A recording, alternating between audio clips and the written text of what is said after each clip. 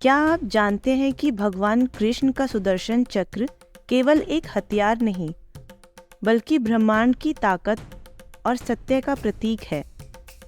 इसकी उत्पत्ति, भगवान कृष्ण तक पहुंचने की कथा और इसके गहरे आध्यात्मिक अर्थ को जानना बेहद खास है।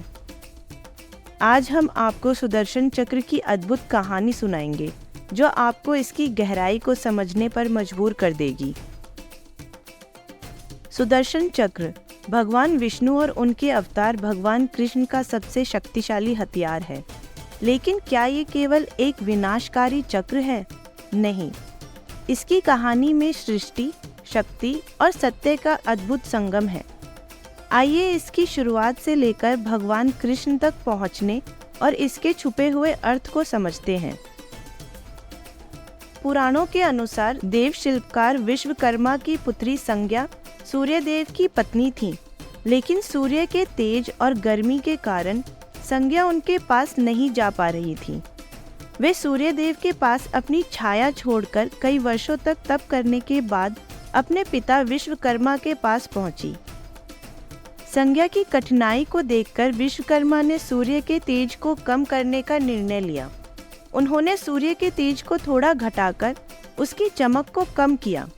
इसी प्रक्रिया में जो तेज बचा, उससे विश्वकर्मा ने 3 दिव्य वस्तुएं बनाई: सुदर्शन चक्र, पुष्पक विमान और भगवान शिव का त्रिशूल।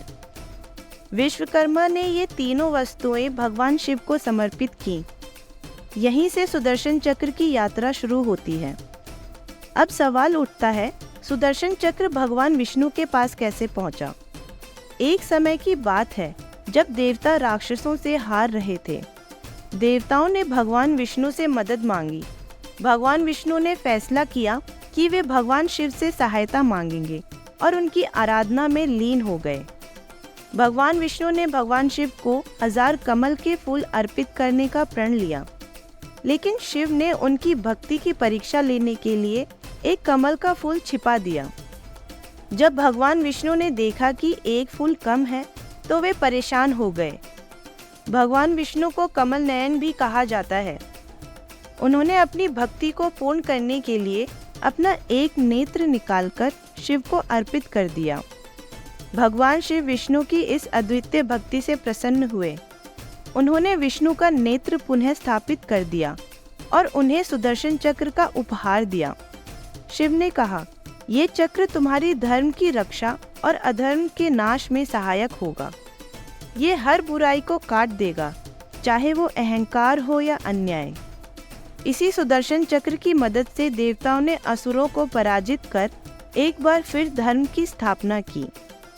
जब भगवान विष्णु ने धरती पर श्री कृष्ण के रूप में जन्म लिया, तो वे सुदर्शन चक्र को अपने साथ लाए। ये श्री कृष्ण का दिव्य अस्त्र था, जिसके आगे कोई बुराई टिक नहीं पाती थी। भगवान कृष्ण ने इसे कई बार धर्म की रक्षा के लिए इस्तेमाल किया। बहुत से लोग मानते हैं कि सुदर्शन चक्र केवल एक विनाशकारी हथियार है, लेकिन इसका अर्थ इससे कहीं ज्यादा गहरा है। सुदर्शन का अर्थ है सही दृष्टि। सुदर्शन चक्र का उद्देश्य किसी को मारना नहीं, बल्कि अज्ञानता और अहंकार को खत्म करना है। सिर काटने का अर्थ अहंकार का अंत है। ये हमें याद दिलाता है कि सही दृष्टि और सत्य को अपनाना ही वास्तविक ज्ञान है। भगवान कृष्ण के लिए ये चक्र केवल एक हथियार नहीं, बल्कि धर्म और सत्य की स्थापना का माध्यम है। भगवान शिव से भगवान कृष्ण तक इस चक्र की हर कथा ये सिखाती है कि शक्ति का उपयोग तभी करें जब वो सत्य और धर्म की सेवा में हो। सुदर्शन चक्र शक्ति के साथ सही दृष्टि और सत्य का प्रतीक है। हमारे पौराणिक इतिहास में सुदर्शन चक्र से जुड़ी कई कहानियां हैं, जिन्होंने धर्म और सत्य की स्थापना की। अगर आप इन कहानियों को जानना चाहते हैं, तो हमारे चैनल को सब्सक्राइब करें और बेल आइकन दबाएं, ताकि अगली बार जब हम ये कहानियां लेकर आएं, आपको तुरंत नोटिफिकेशन मिल जाए। ऐसे ही हमारी महान संस्कृति और प्राचीन इतिहास की कहानियों को जानने के लिए जुड़े रहें। जय श्री कृष्ण।